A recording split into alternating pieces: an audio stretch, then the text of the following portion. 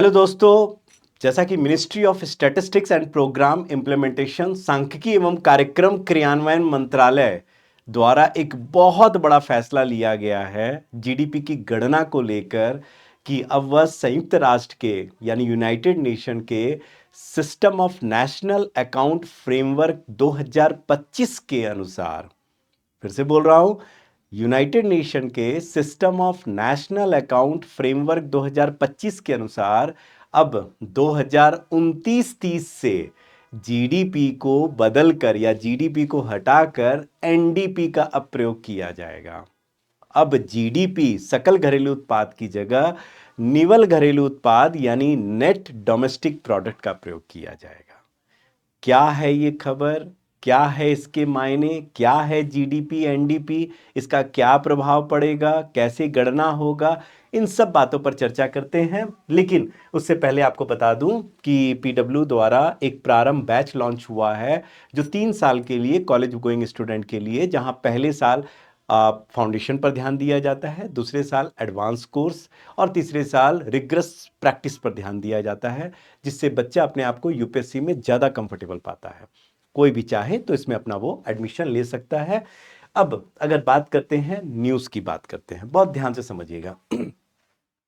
Actually हुआ क्या कि 2015 की बात कर रहा हूं मैं, 2015 की बात कर रहा हूं, ध्यान से समझिएगा। 2015 में जीडीपी की गणना पद्धति में परिवर्तन किया गया। भारत में गणना पद्धति में परिवर्तन किया गया।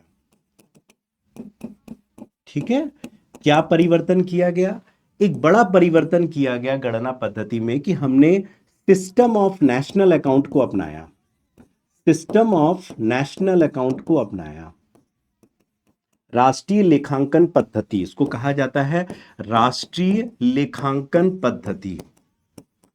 राष्ट्रीय लेखांकन पद्धति को हमने अपनाया और ये राष्ट्रीय लेखांकन पद्धति एसएनए जो है, ये यूनाइटेड नेशन संयुक्त राष्ट्र द्वारा दिया गया है, जो जीडीपी के एक गणना पद्धति है, अंतरराष्ट्रीय विधि है। तो हमने सिस्टम ऑफ नेशनल अकाउंट को अपनाया। अब सिस्टम ऑफ नेशनल अकाउंट अगर बात करें, एसएनए फ्रेमवर्क 2025 को लाया गया है यूनाइटेड नेशन द्वारा, और जिसमें कहा गया है कि अब जीडीपी के स्थान पर देशों को, जो सभी देश जीडीपी का प्रयोग कर रहे हैं, वो जीडीपी का प्रयोग ना करके अब वो एनडीपी का प्रयोग करें।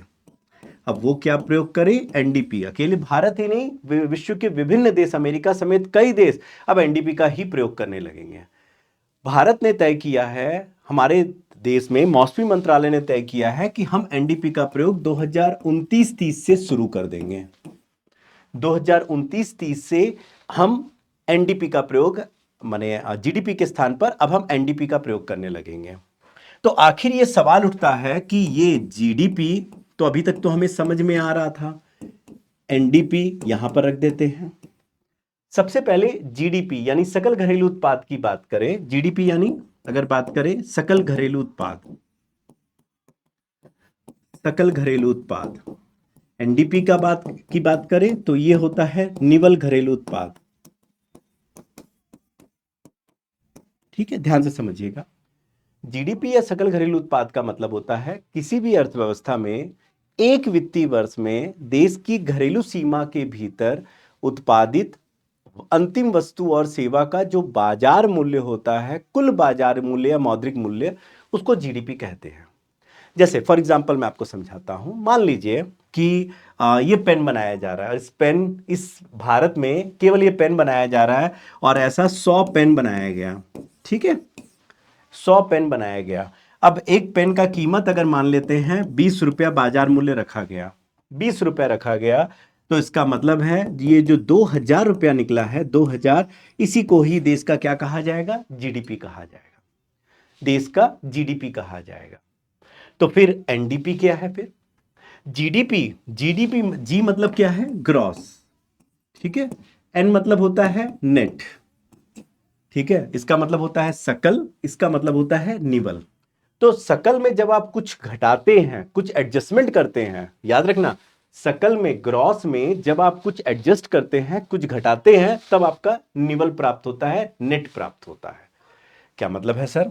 मैं फिर से बोल रहा हूं, ग्रॉस में से, सकल में से जब आप कुछ घटाते हैं, ठीक है ना, आप कुछ क्या करते हैं, घटाते हैं, कोई कंपोनेंट आप क्या करते हैं, घटाते हैं, तो जो प्राप्त होता है वो आपका निवल होता है, नेट होता है। ठीक है, पहले सकल और निवल का थोड़ा सा मतलब समझ लीजिए। जैसे फॉर एग्जांपल, इसको समझने के लिए मैं ऐसे समझाता हूं कि मान लीजिए कि जैसे मैं या कोई व्यक्ति, मान लीजिए कोई कंपनी में काम कर रहा है, कोई कंपनी में काम कर रहा है। अब जैसे उस कंपनी में काम किया तो कंपनी उसको क्या करती है, उसको एग्रीमेंट देती है, अपने एम्प्लॉयमेंट का एग्रीमेंट मिलता है, और उसमें लिखा होता है कि आपका सीटीसी, मान लेते हैं कि उसमें लिखा है कि आपका सीटीसी साल का 12 लाख रुपया है। कॉस्ट टू कंपनी, सीटीसी का मतलब है कॉस्ट टू कंपनी। आपका एनुअल पैकेज जो है, टोटल पैकेज है 12 लाख रुपया। अब वो एकदम आराम से उसको समझ में आ गया, ओ बहुत इजी, मैथ्स मेरा बहुत आसान है, 12 लाख रुपया साल का है, इसका मतलब है इसको 12 से डिवाइड कर दिए, यानी 1 लाख रुपया महीना हमको आराम से मिलेगा। अब जब वो ज्वाइन करता है जॉब को और महीना हो जाता है पूरा, जब सैलरी आती है तो वो क्या दिखता है, उसकी सैलरी 1 लाख रुपया नहीं आई है, बल्कि सम अराउंड जो है 80,000 या उससे थोड़ा सा अधिक आई है। 80,000 या उससे थोड़ा सा अधिक है। समझ में उसको नहीं आता, अरे भाई उसका सीटीसी तो 12 लाख था, उसका 1 लाख रुपया आना चाहिए महीना, तो फिर ये 80,000 या 82,000 क्यों आया? क्यों आया? क्योंकि इसमें कुछ डिडक्ट हुए हैं, इसमें कुछ घटाया गया है, और घटाने के बाद ये जो है ये ग्रॉस सैलरी है। 12 लाख आपका ग्रॉस सैलरी है, 1 लाख आपको ग्रॉस मिलना था, लेकिन उसमें कुछ डिडक्ट किया गया, प्रोविडेंट फंड उन कुछ डिडक्ट किया गया है, तब जाकर के आपको कितना मिल रहा है, आपके हाथ में जो आ रहा है वो 80,000, वो आपका नेट सैलरी है। ये क्या है? ये ग्रॉस है। और ये क्या है? जब कुछ घटा कर आया तो आपके हाथ में जो आया उसको कहा जाता है नेट। तो ग्रॉस और नेट का कंसेप्ट थोड़ा सा पहले ये समझ कर रखिए। अब क्या होता है, बात को समझना कि हमारे देश में जब जीडीपी की हम बात करते हैं, फिर से एक बार मैं जीडीपी की बात कर रहा हूं, किसी भी अर्थव्यवस्था में एक वित्तीय वर्ष में देश में कुल उत्पादित अंतिम वस्तु और सेवा का जो बाजार मूल्य होता है उसको जीडीपी कहते हैं। तो जो भी उत्पादन हुआ, जैसे मैं बोल रहा हूं ये पेन का उत्पादन हुआ, अभी मैं पेन को ही मान लेता हूं कि 100 पेन को बनाया गया, और 100 पेन को बनाया गया, ठीक है, इस 100 पेन का निर्माण हुआ, और 20 रुपए अगर एक पेन का कीमत है तो 2,000 रुपया जीडीपी हुआ, 2,000 रुपया जीडीपी हुआ। लेकिन एक बात बताइए, इस पेन को बनाने में कोई ना कोई मशीन तो लगा होगा, कोई ना कोई मशीन का उपयोग तो हुआ होगा। तो जो मशीन का जो कंजम्पशन हुआ है, मशीन का जो उपयोग हुआ है, ये मशीन का जो उपयोग, कितना उपयोग हुआ है, कितना उसका कंजम्पशन हुआ है, ये जीडीपी प्रदर्शित नहीं करता है, ये जीडीपी नहीं दिखाता है। यहां जीडीपी में इस बात का कोई भी जिक्र नहीं होता है। तो जीडीपी में क्या होता है, केवल टोटल ले लिया जाता है, इसका जो बाजार मूल्य है 100 पेन का वो जीडीपी में आ गया। लेकिन इसको उत्पादन करने में जो मशीन का उपयोग किया गया, उसमें जितना मशीन का देखा जाए कंजम्पशन हुआ है, उपयोग हुआ है, हम उसको वहां शामिल नहीं करते हैं, हम उसको जीडीपी में शामिल नहीं करते हैं। ठीक है, जबकि उसको शामिल किया जाना चाहिए, जबकि उसको शामिल किया जाना चाहिए। एक्चुअल में क्या हो रहा है, ये मशीन क्या है, ये मशीन है पूंजीगत वस्तु। ये मशीन क्या है? पूंजीगत वस्तु है।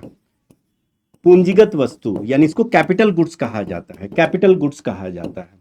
ठीक है ना। अब कैपिटल गुड्स का जब आप प्रयोग करेंगे, आप कोई भी पूंजीगत वस्तु मशीन का प्रयोग करेंगे, तो उसमें क्या होगा, उसमें मूल्य ह्रास होगा, घिसावट होगा। आप मशीन का प्रयोग करेंगे तो उसमें क्या होगा, घिसावट होगा। ठीक है, घिसावट होगा, उसमें मूल्य ह्रास होगा। मूल्य ह्रास का मतलब वही घिसावट हुआ उसमें।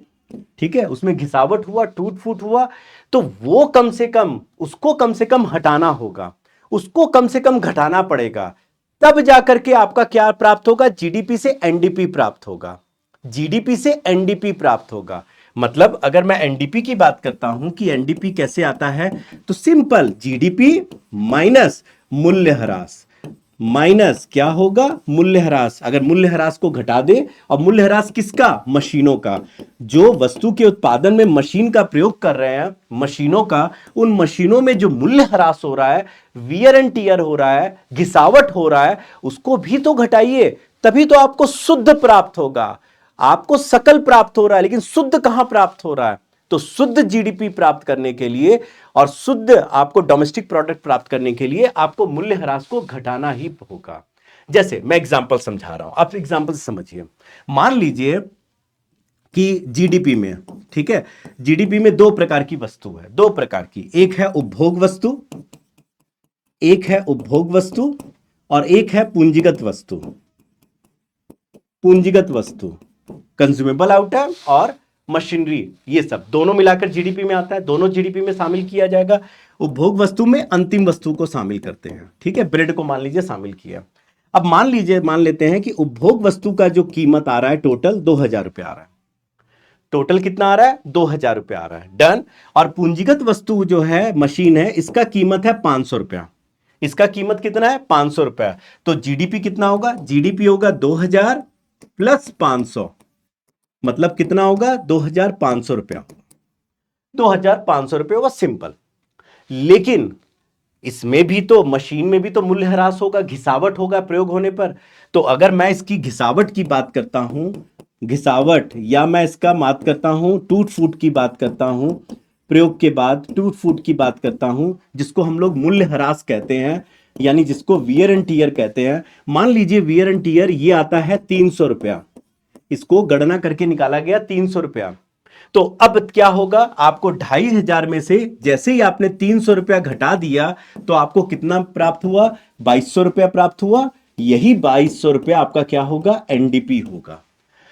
यही 2200 रुपया आपका एनडीपी होगा। और बहुत ध्यान से समझिएगा, एनडीपी जो है ये शुद्ध बताता है, जबकि जीडीपी ग्रॉस बताता है। और यही यूनाइटेड नेशन का मानना है, system of national account framework 2025 का मानना है कि कहीं ना कहीं ये शुद्ध जीडीपी बताता है। और ये बताता है कि आप उस समय कितने मशीनों का, आप जिस वस्तु और सेवा का जो उत्पादन कर रहे हैं उसमें मशीनों का उपभोग या उपयोग कितना हुआ है, जिससे कि हमको सही आकलन हो सकेगा हमारे घरेलू उत्पाद का।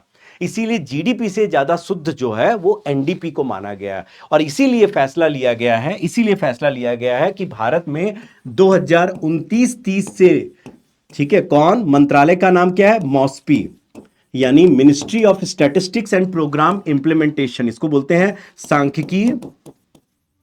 सांख्यिकी एवं कार्यक्रम क्रियान्वयन मंत्रालय,